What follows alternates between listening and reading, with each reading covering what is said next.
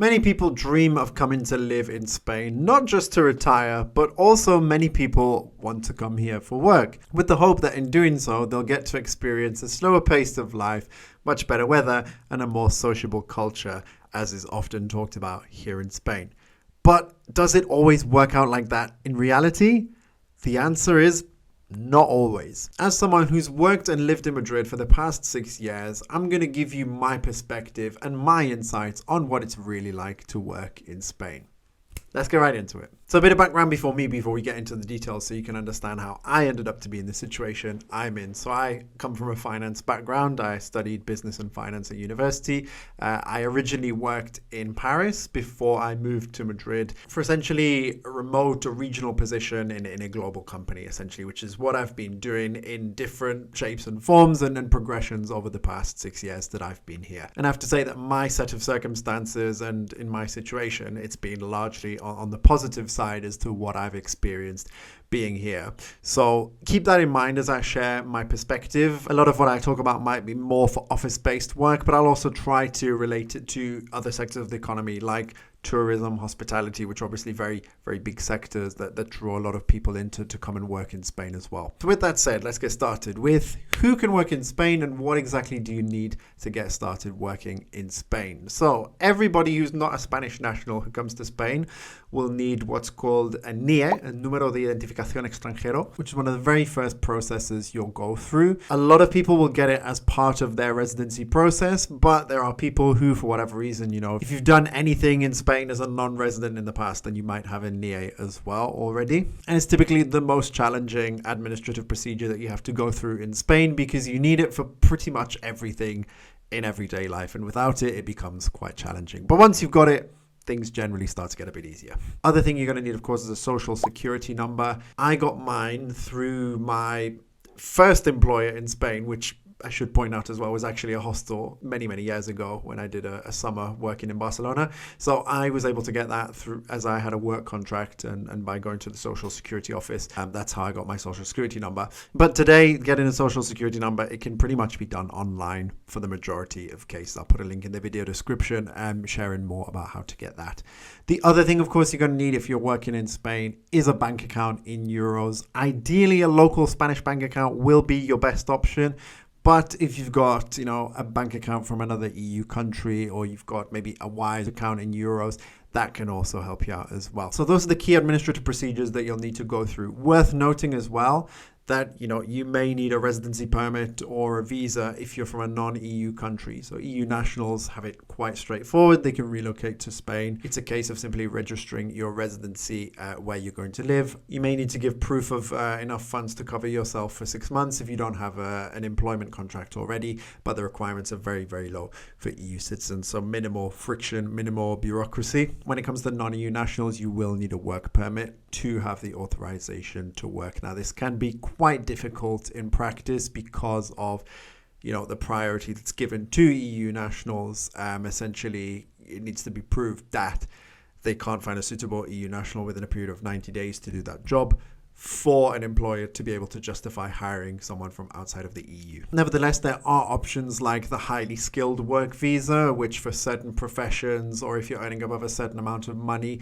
that can be a way to get a work permit in Spain. In addition, if you're going down family reunification route as well, that will normally grant you the right to work in Spain. I should say as well that whilst administratively, it is generally easier for EU citizens and harder for non-EU citizens, particular circumstances can actually change how the reality is. I say that because, yes, EU citizens can pretty much freely relocate, come and set up in Spain, but there is a lot of competition in the local job market, with Spanish often being a requirement. So even with you being in that pool of consideration of candidates who are looking for a job, because of the competition, because of the language requirements in a lot of cases. Whereas on the other hand, a non-EU national could find a very suitable opportunity, and because of how everything lines up, like for example, maybe it's a highly skilled work permit for them to go down that route, get set up in Spain. You may even be lucky and be able to request a transfer from your home country where you're currently working across to Spain with your employer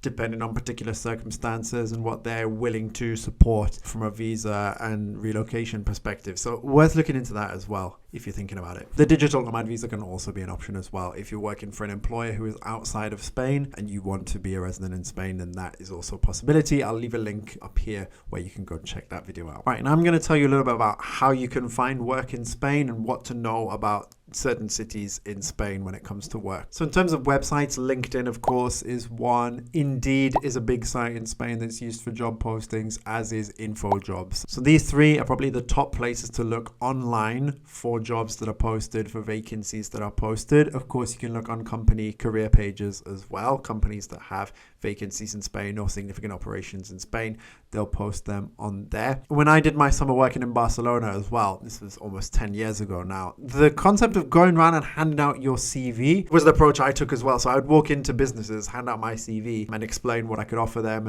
and you know what I was looking for. And that actually got me back then an interview and a job offer.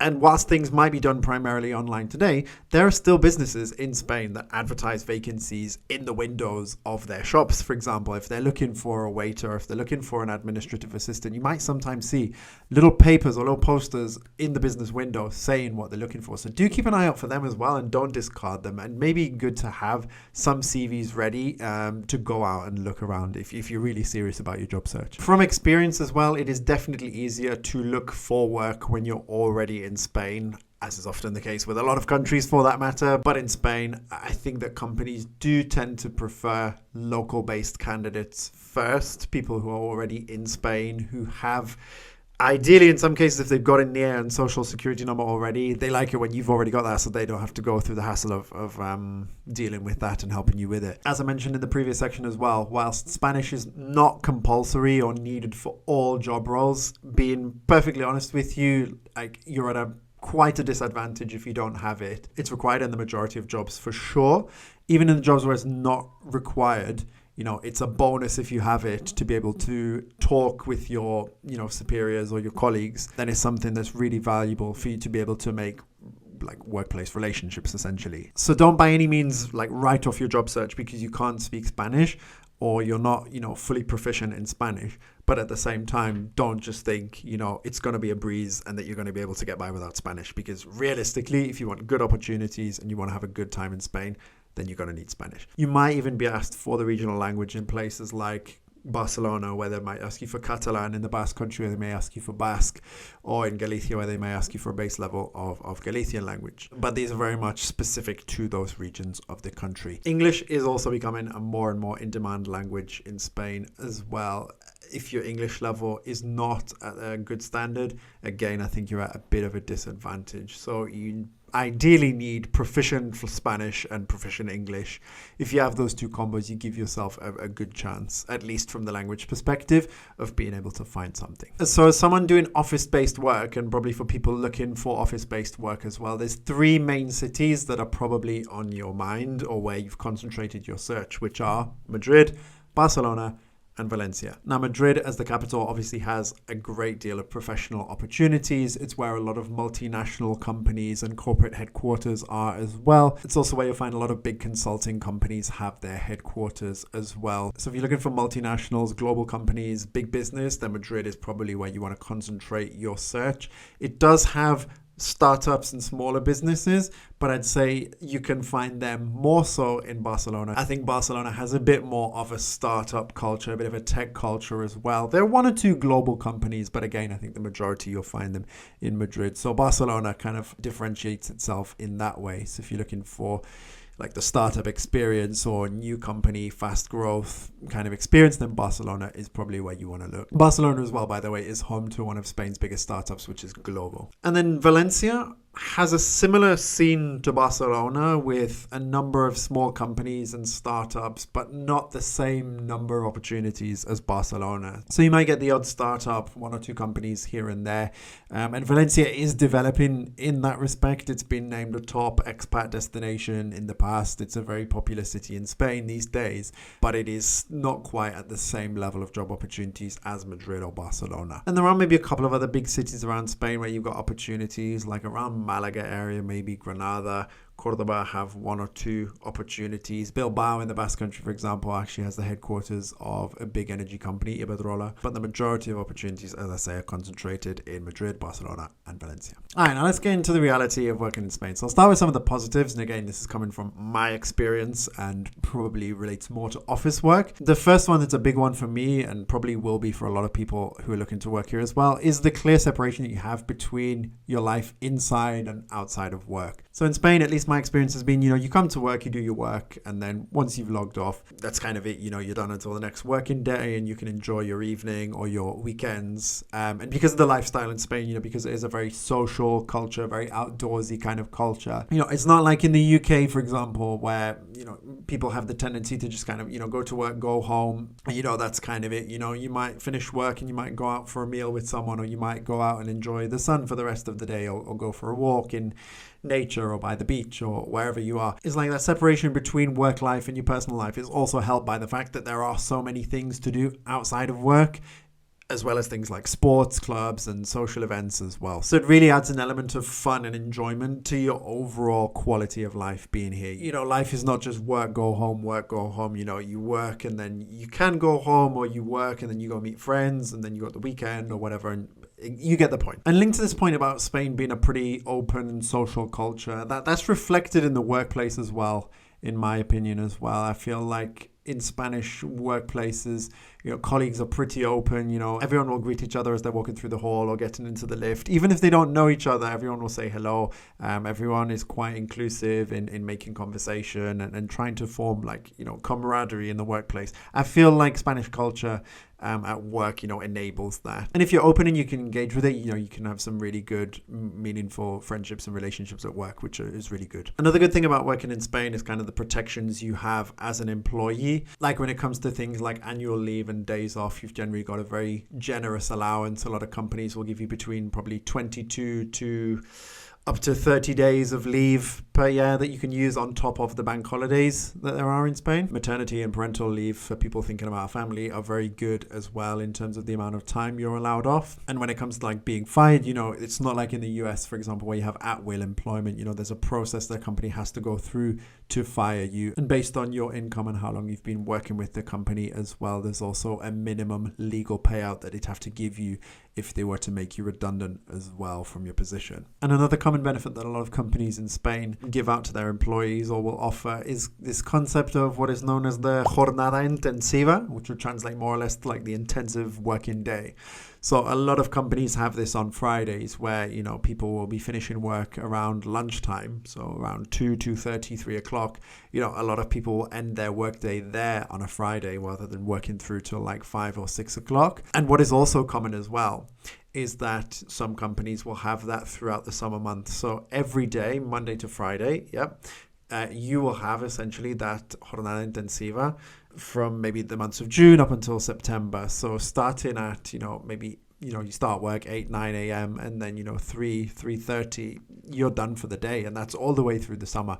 Of course, in practice, it maybe doesn't work like that all the time. But the principle is there, and it's often, something that companies and employees can take advantage of. All right, so those were the key positives that I've found from working in Spain. Now I'm going to talk about some of the challenges or some of the less positive aspects as well. And I'll say that again, with my circumstances, fortunately, I haven't been too impacted by some of these, but I know that because they are the reality for a lot of people, I think it's worth mentioning them. And so the first one, perhaps unsurprisingly, is related to wages and salaries, which are much, much lower than countries in Northern Europe and in the States as well. So you do have to keep that in mind, particularly if they're linked to a local employer. You can't really expect to get paid the same as you would in the UK or in the US or in Northern Europe, for example, because the wages just aren't that high compared to those other countries. And the cost of living at the same time is increasing at a rate that is outpacing those salaries. And it's one of the challenges that is becoming more and more visible in Spanish society today. In addition to that, whilst I talked about, good employee protections as being a positive, the flip side of that coin is that finding a permanent contract known as un contrato indefinido in Spanish can be quite challenging because employers are very hesitant with making sure that they get the right person, because for them, knowing that those strong protections are in place, making a wrong decision, it can be quite a costly mistake for them. It might take a bit longer than you used to find a job because of that as well. So do factor that in when you are undertaking a job search in Spain. The next point is about remote work. Now, there are remote jobs in Spain. They do exist. There are jobs that offer hybrid working, so part of the time at the office, part of the time work from home. But in Spain, this work from home culture, this remote working culture is not as integrated in society, or the idea hasn't quite taken off to the same extent as it has in a lot of Northern Europe. And whilst hybrid working is becoming more common and there are more and more positions offering kind of remote arrangements for colleagues, Spain is still well below the EU average when it comes to, the percentage of the population or percentage of jobs that offer remote working and hybrid or flexible working arrangements, let's say. And the last thing I want to talk about relates to what I said in the intro. So a lot of people will come to Spain thinking that they're going to, work here.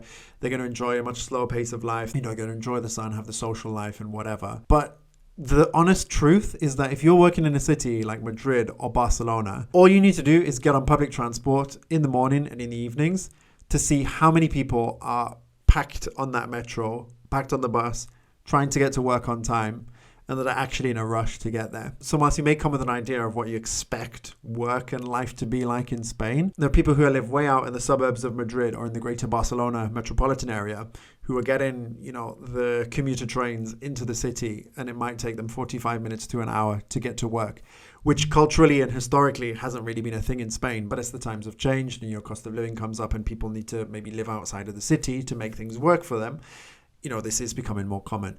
And so whilst you come with this idea that it might be an idyllic, slower pace of life, in cities like Madrid and Barcelona, the rat race still exists. There's still people, racing and running around to get to work on time and crammed into public transport. So do keep that in mind, because whilst it's not something I have to deal with today, fortunately, I have dealt with it in the past. And I can tell you the struggle is nevertheless very real when it comes to that. And so bringing all that together, Spain definitely can be a great place to work. You do get a lot of lifestyle benefits that you don't necessarily get in the likes of the UK and the US, particularly in terms of the social life and the weather, of course. It's up to you to make the most of that, of course, outside of your working hours, but the opportunities are there. And if you put yourself out there, you can really have a great life outside of work, and it can bring you a whole greater level of satisfaction. What I will say, though, is that point about local salaries being a challenge and jobs that are linked to the local economy can make things pretty challenging from a financial perspective. So if you are thinking of coming to Spain for work, you really need to ask yourself the question and lay it out in front of you. Like, will the money you earn or that you expect to earn, will that cover the kind of life that you want to live in Spain? If it does, great. You can live your life. You can have a great time here. But if it's going to be tight or it's not going to fully cover it, it's going to be quite a stressful experience. So really do think about that carefully before you come and look for work here. Alright guys, I hope you found this video useful and informative. Leave a comment and let me know if you're thinking of coming to work in Spain, or if you've been working in Spain. I'd love to hear about your experience here. And if you like this video and you want to see more videos about life in Spain, then be sure to check out these two videos here. Till next time, I'll see you on the next one, and let's get this money.